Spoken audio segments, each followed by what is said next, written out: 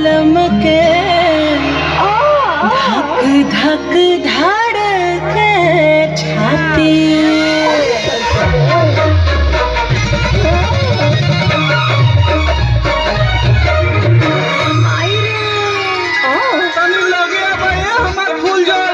डंडा लेबू की छोड़ी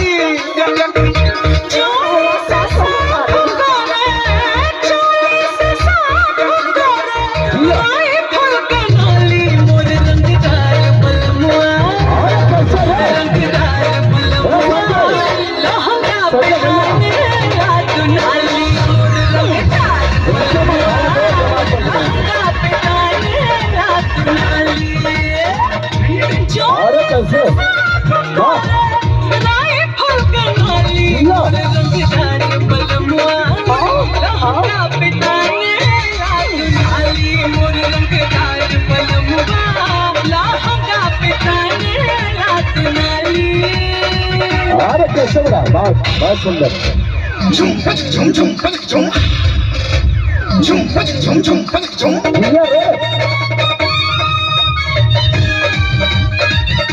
अरे बड़ा वाह बहुत सुंदर अंदाज।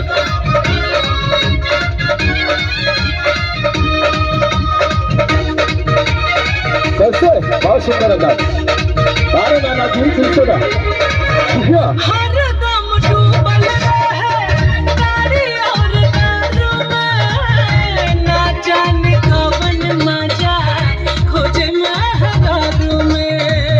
बहुत मजा पगली।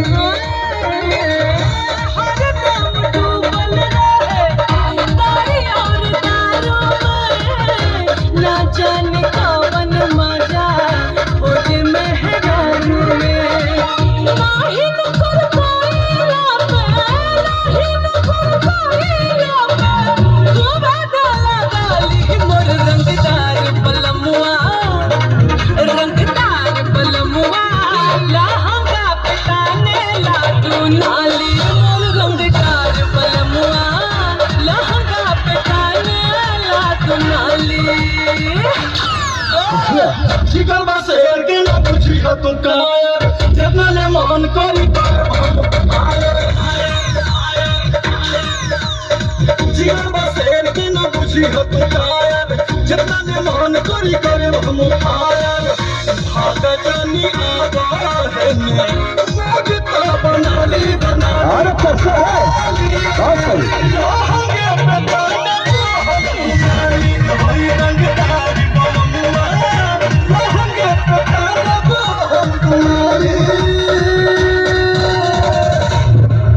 एक बार जोरदार ताली बजाएंगे बहुत सुंदर है।